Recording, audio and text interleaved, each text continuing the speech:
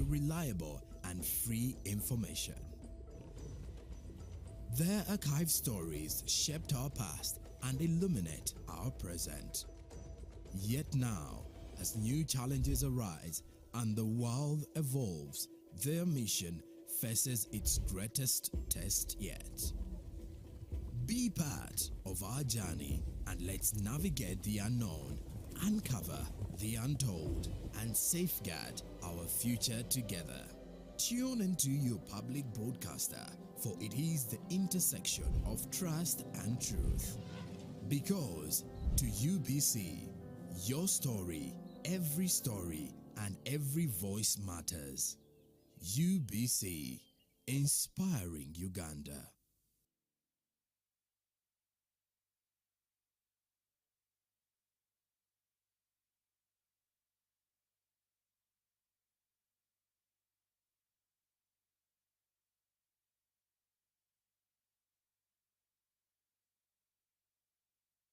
Pick of the day on UBC. He expected me to die like within the first 2 years. Out of the blue, the child will get pains, especially in the wrists. And this happens commonly when children are starting to walk. Was brought to you by I'll call you every day, yeah, yo, baby, don't know. You can now get all the Chibuzi out with MTN voice bundles. Call all networks. Kubei Dondoro. Buy a 25-minute voice bundle for only 1,000, or buy any daily voice bundle of your choice. Dial *100 *21# and select daily, or use the My MTN app. When we talk together, we are unstoppable.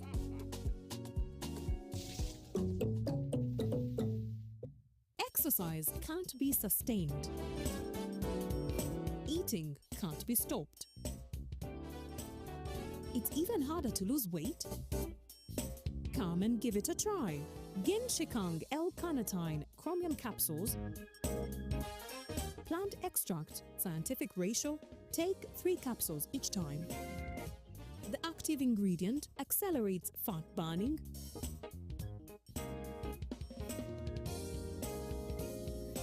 eat twice a day.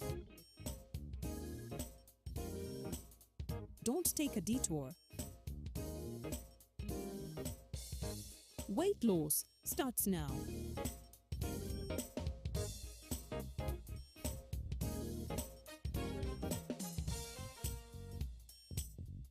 Ginshikang L-carnitine with chromium capsules helps you stay in shape. Please follow medical advice when taking this product. For more information, visit our website www.hgo.com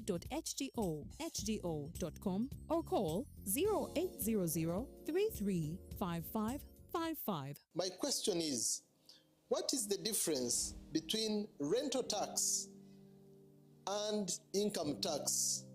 How comes I'm paying both taxes on my own premises? If you want to have a tin, but you are not making any income from your business, you should take on the obligation to continue filing your nil return. Commissioner General, to invest in taxation, when people understand taxes and they know the importance of taxes and they know the fair assessment of these taxes they're supposed to pay, I think everybody will embrace taxation. As banning groupage cargo, clearance protects small traders who cannot afford to import full container loads individually and rely on consolidation to remain competitive. Cargo to come in groupage is consolidation, it's legitimate, and we can't ban it. What we have banned, or what we have stopped, is the use of container leaders. Now, Fiona, the good news I have for you is that among the new tax proposals, Now you can get direct answers. Send your tax-related questions via WhatsApp or SMS to 0790-141-887, and the Commissioner General of URA, John Musinguzi, will personally address them. Tune in to UBC News Tonight every Monday and Wednesday for expert insights and clear explanations. Booza Commissioner.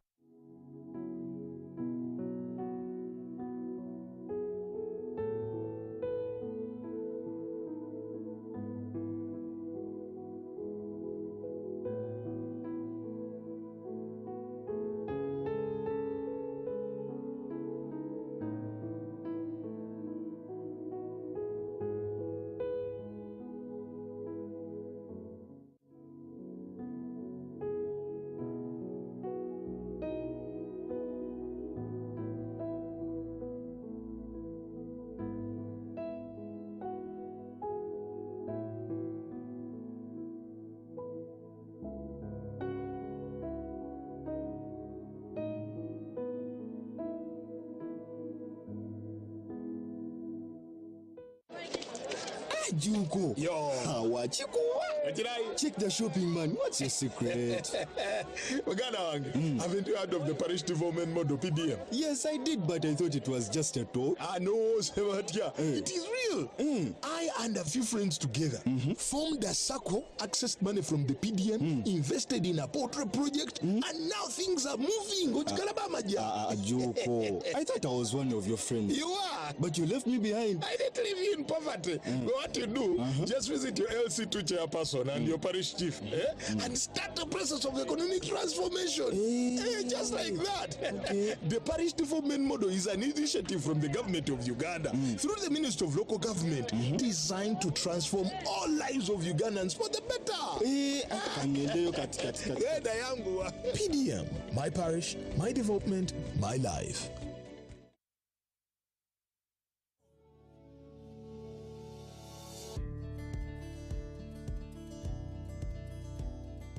Our program of poverty eradication is a must. We want everybody to be involved. Through the parish development model, Ugandans are starting small but impactful projects to improve their livelihoods. When we give 1 million, we know it's not enough to do many things, but it's a starting point.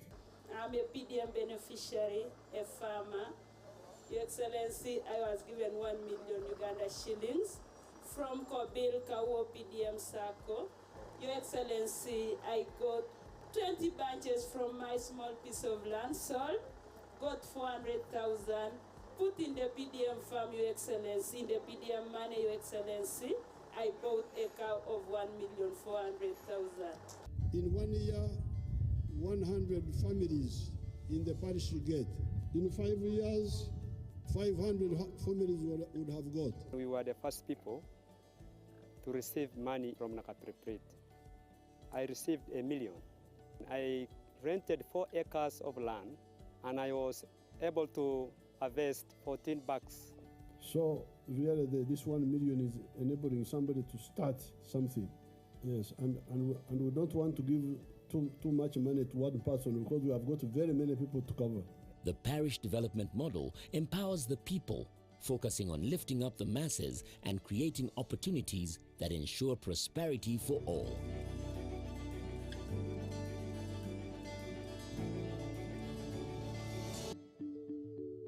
This message is brought to you by the Ministry of ICT and National Guidance. Live from UBC Studios in Kampala, this is Good Morning Uganda.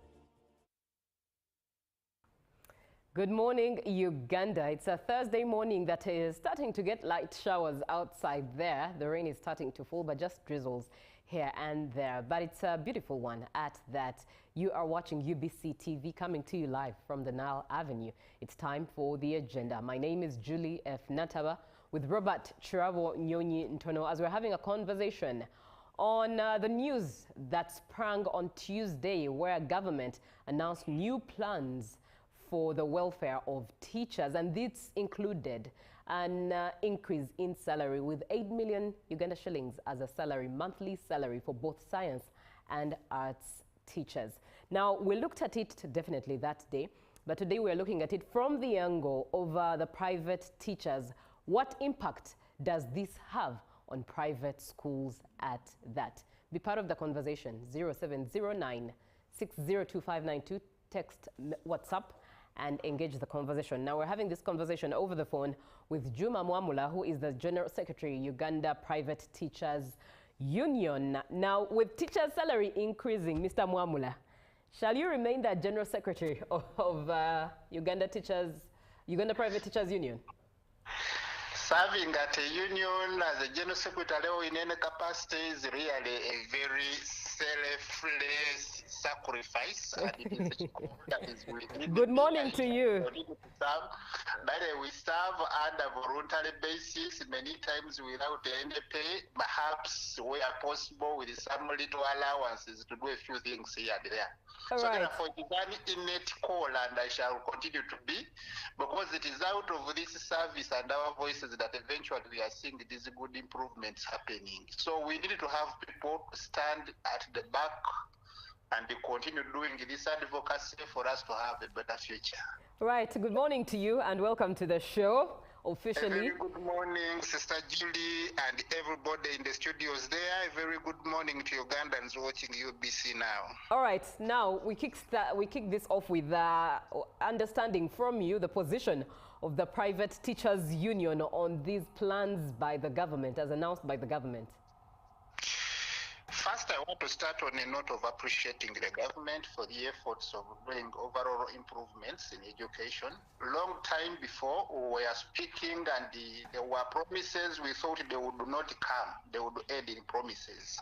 But we have seen government steps towards professionalizing teachers through a national teacher policy. At one time, they even attempted to bring up a bill that enhances professionalism, though it had a lot of issues and it has so far been shelved. Then now we are seeing proposals for increased funding in terms of higher pay of salaries. Just right today, there was, I think it is in a new vision, there is a commitment of government to increase the grant for USE learners. All those are good strides that are indicating government commitment to improving education, and we are so thankful towards that. In terms, of course, all that, the salaries that have been promised, the now promised increase in grants are all referring to government schools and learners in government schools. It does not necessarily relate to teachers in private schools. But one overall thing of a relationship is there is a stage, there is a platform that has been created to give value, national value to a teacher in Uganda. Previously, teachers, especially on government payroll, were perhaps one of the least paid civil servants. And even in education sector, we used to have some private schools that we are paying a little better than their counterparts in government payroll. Now that we are seeing a very good and serious increment of teachers' salaries in government schools, that one is confirming how government now values teachers. It is also providing an example of the overall value of a teacher in education system and in Uganda.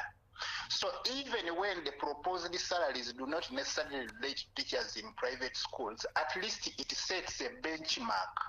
It sets an example from which private schools will now have to raise their bars to try to match. Otherwise, teachers in private schools will continue to long to go for government payroll.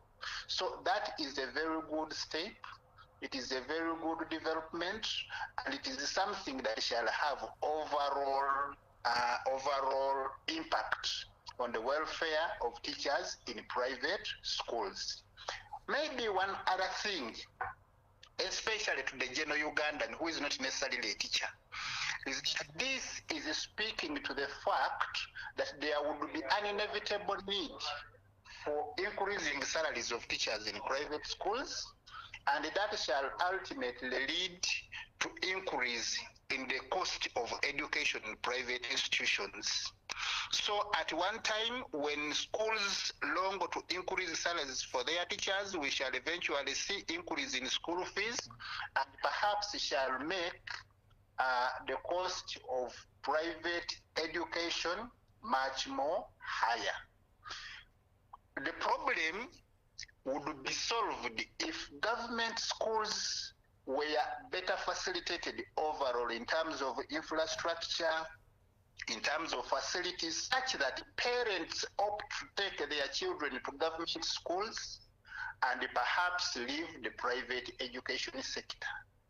And eventually, we may even have a risk of a drop in the private education sector as now people develop confidence in government schools. But I think that is something that shall come later in the future when there is consistency, when there are deliberate efforts to do overall improvement in education infrastructure in terms of good payment for salaries, in terms of good infrastructure, classrooms well built, in terms of other necessities that facilitate proper learning. Because until now, private schools are at the top in terms of providing a better education than their counterparts, the government schools. So maybe when the government school improve overall, that is perhaps when we shall see learners or parents shifting their children from the about to be expensive private schools now to government schools. So just to conclude, is that there is going to be an impact. First of all, the pace set by government is going to really set a pace for private schools. They will have to have a need to match. If their counterpart in government schools is earning 80 million shillings, it would be very hard for a private school to imagine paying 300,000 shillings a month. Because the new proposals are saying that a teacher, a secondary school teacher in a government school shall be paid up to 80 million shillings if he's teaching science subjects, and up to 7.5 if he or she is teaching arts. That pace, that example is going to challenge even the payments at private school levels. Somebody will really be challenged to pay something less than $1 million because their counterparts, the other side, are earning in terms of 7 millions, 8 millions. So that is the impact, that is the relationship that these developments have with the private schools. Very interesting there. Now, let's also look at the competition, Mwamura, here, because we've been having this challenge of private schools versus public or state institutions, where the difference sometimes has been a bit large in terms of performance. Do you think with this, it will bridge the gap? Yeah, the competition, I think, over time will have to change. Today, as we speak, I think it is generally true that private schools have been performing a little bit. And one of the reasons perhaps has been on a question of facilitation, because we know private schools collect school fees, and so with their school fees, they are able to put up very good structures. They are able to establish stocked libraries, stocked laboratories, and other facilitators of learning. But we are seeing now a deliberate effort by the government to really do better financing for their institutions. So I suppose that over time we are going to see a paradigm, we are going to see a shift where facilitated government institutions are now better off. As we speak now, teachers are longing to go into public service than perhaps they would want to stay in private service because of those better remunerations. So we're going to see better teachers longing to go for government payroll. We are likely to see government schools well-stocked, well-facilitated, infrastructures improved, and eventually that will translate into better performances. And yet, we risk seeing private schools deteriorate because they may not have the abilities to compete to the level of government financing. So where we've been having best teachers,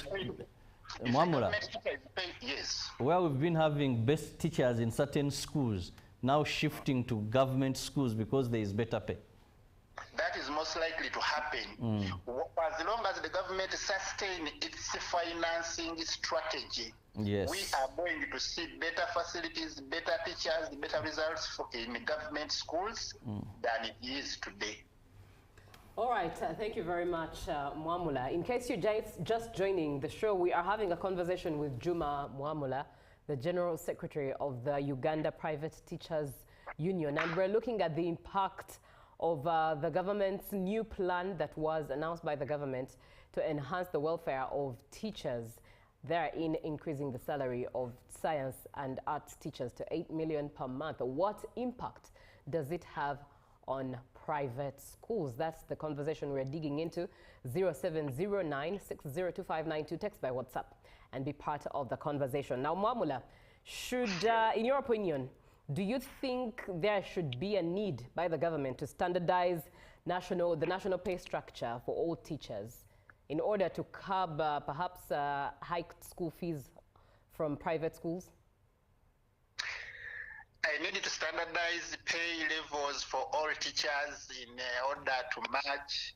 I think that need is there, but you see there are controversies that surrounds it. First of all, Uganda as an economy is liberalized. We have that free participation of anybody who wields capital to do his or her business at will for as long as you're licensed to do so.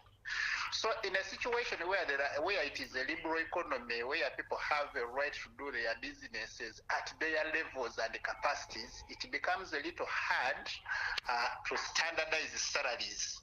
Even the laws that govern employment also provide that for as long as there is consent between an employer and an employee, then whatever happens between them is actually their business.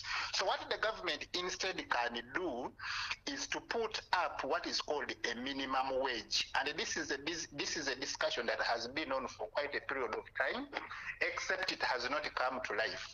So this particular moment is giving us a challenge now to re-engage into a debate of expediting, of fast-tracking establishment of a minimum wage, perhaps starting with the education sector.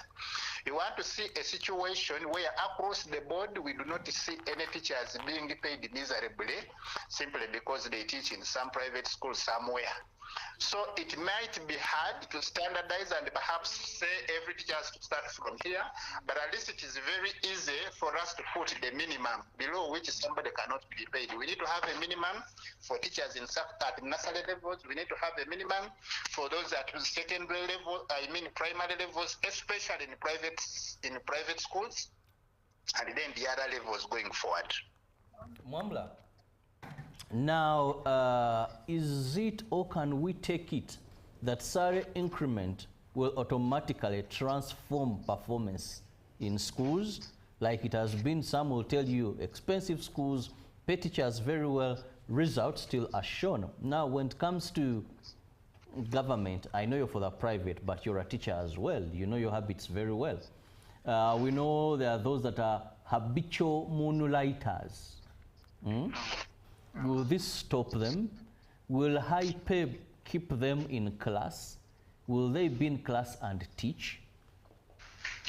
Two things. Habitual moonlighters, will this stop them? And then the other is, will it lead to improve the performances? I think the answer is yes.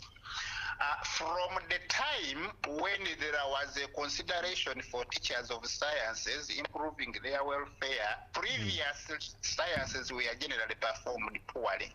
But for the last 3 years, 3 to 2 years, we realized that sciences, performance of science subjects, especially at O level and A level, has drastically improved, perhaps as a result of the better remuneration for teachers of sciences. Better payments is one of the factors that motivate workers, and of course motivated workers are guaranteed to better performance. So where we have better pay for our teachers, where we have a better pay for teachers in government schools, is a guarantee for better results. Therefore, these improvements are automatically going to contribute to better results. And now in terms of those people who are trending, you are in class, but you also want to rush and go to your garden, you also want to rush and go to your border such that you can spend much more to manage yourself, I think it is also partly going to answer. Because the explanation given has always been that the salaries paid is very little, so people want to go and do extra activities for them to be able to finance themselves. Now the government is offering better pay, 80 million shillings from around 800,000 shillings that was previously paid is something very, very, very reasonable. I have a personal assumption that we shall have teachers settled and stable at their workstations because of that better pay. Previously, we used to have people who would even opt to leave their government jobs and go into private practice because they thought what they were getting from government school, from government salary was really very minimal. I think that notion is going to change. So because of that, we are likely to see stability of teachers at their workstations. We are likely to see more commitment. We are likely to see value of workers into their work because of what they gain from there. All right, thank you very much. If you're just joining the show, we are looking at the story that sprung on Tuesday regarding government's announcement on teachers' welfare, the plans therein, on a new plans that the government has for teachers' welfare, and therein, of course, is money matters, 8 million Uganda shillings per month for science and arts teachers. Be part of the conversation, 0709 602592. Good morning, Uganda. This is Teacher Musa Okure from Katakwi. What is going to happen to primary teachers? Because I'm only hearing increments in secondary teachers. Well, from the story, at least I read it, it also includes both primary and secondary school teachers. But Mwamula, I don't know if you have more information that you would need our viewer to feed into regarding that. Now, what has been happening is that there is a deliberate effort to do improvement, but there is a starting point. At one time, government started with science teachers. Now we have seen arts teachers being brought on board. But the whole thing is about teachers and education as a sector. So whereas they have started with secondary teachers, the intention is to do an overall improvement in the entire education sector. So even primary school teachers are going to be enhanced. However, as far as I am aware, the other part, teaching the P7, that case there is a good example that is going to define or to provide a basis for improvement of all other teachers. After all, by basic qualification, as we speak now, every teacher is required to have a degree, even when you're teaching primary. So for as long as that is happening, we're also likely to see improvement in the salaries for the teachers at primary level. Even negotiations have been ongoing. That particular article also provides for them.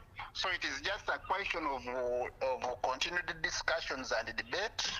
Overall improvement will be there. And like we said, that improvement will also impact on the welfare for teachers in private schools. The pace set is going to be a good example for private schools to consider increasing payments for their own staff. All right, more of the questions coming through. Thank you so much, Mr. General Secretary Juma, for advocating for teachers. This is Iga Hamza giving you your flowers. And someone says that, hello, teachers' salary increment has been overdue, but I still believe they'll still be earning less compared to their counterparts in civil service. But because teachers have no weekly allowances, etc. Anyways, it's not a bad start for private teachers. This is Frederick Kato, Chengera in Wakiso. Now there in Mwamula, one would wonder, what would you advocate for private teachers at national policy, as the government teachers are also being advocated for? For us as teachers in private, first of all, I want to also resend flowers to my brother Hamza. I want to thank him and others for listening in and for the feedback shared. What you would want as teachers in private schools, I think, are policies, but to start with is a minimum wage. You know, a minimum wage is a standard that is providing the basic pay below which a teacher should not be really engaged. As we speak now, we have a number of private schools that are paying their teachers fairly well. Actually, previously, we were even having a few private schools that we are paying teachers much more than they pay in government schools. But because there is no minimum wage, we also have quite a number of schools that are paying teachers very, very, very miserably. Maybe even on top of that miserable payment, there are several others that do not even pay.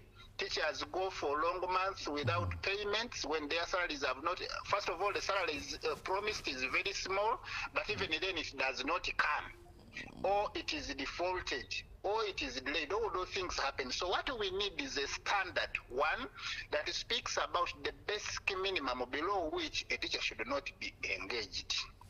That minimum will only work for teachers in government, in private schools, because for our counterparts in government, for them, they are already provided for. As long as you're on a payroll, there is a basic starting point from which you earn.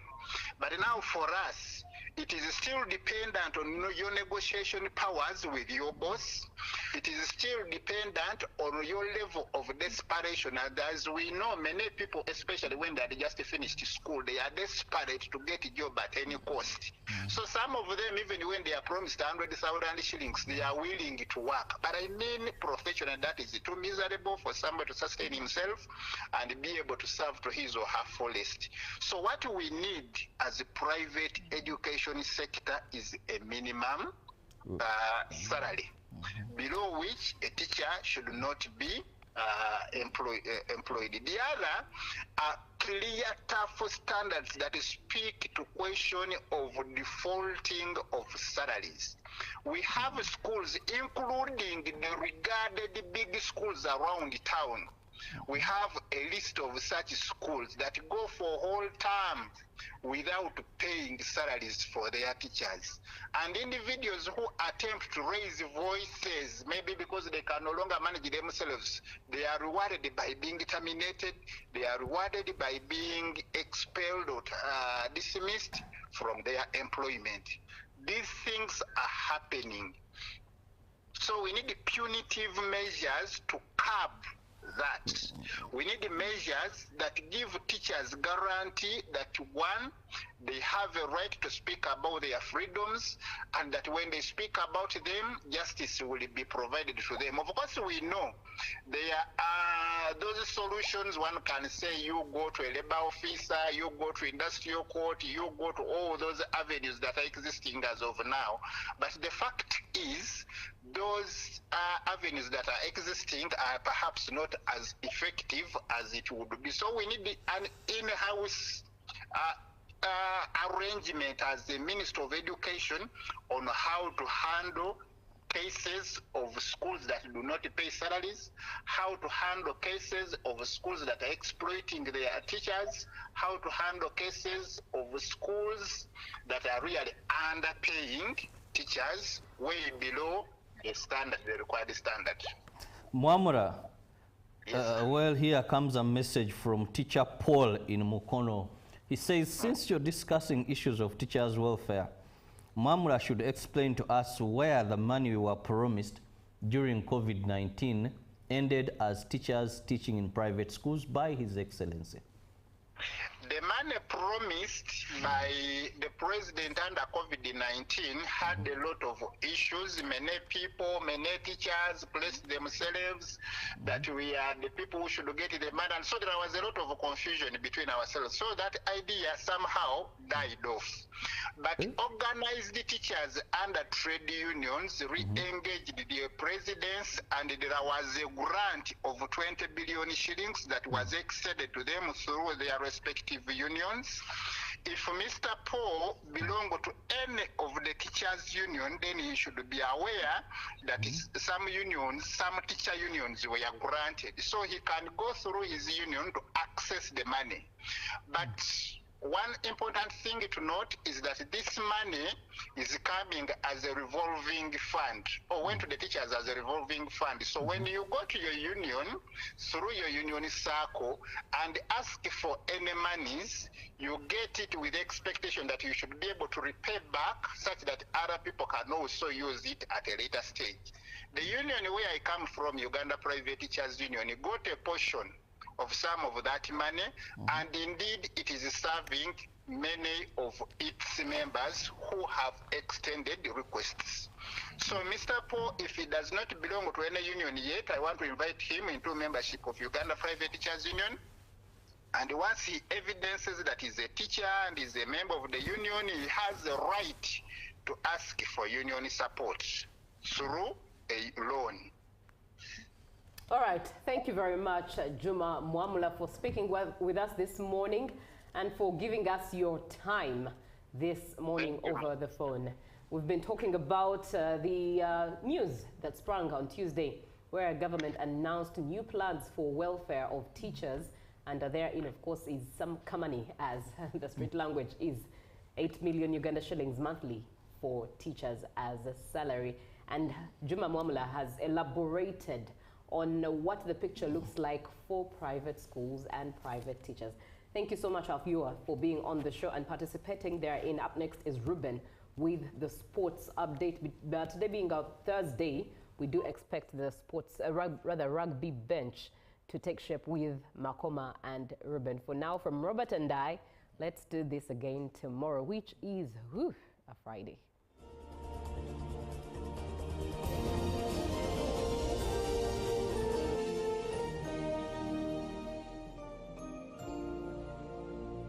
My question is, what is the difference between rental tax and income tax?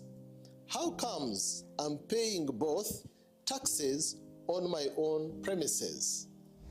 If you want to have a tin, but you are not making any income from your business, you should take on the obligation to continue filing your nil return. Commissioner General, to invest in taxation. When people understand taxes and they know the importance of taxes and they know the fair assessment of these taxes they're supposed to pay, I think everybody will embrace taxation. As banning groupage cargo clearance protects small traders who cannot afford to import full container loads individually and rely on consolidation to remain competitive. Cargo to come in groupage is consolidation, it's legitimate, and we can't ban it. What we have banned, or what we have stopped, is the use of container leaders. Now, Fiona, the good news I have for you is that among the new tax proposals, now you can get direct answers. Send your tax-related questions via WhatsApp or SMS to 0790 141 887, and the Commissioner General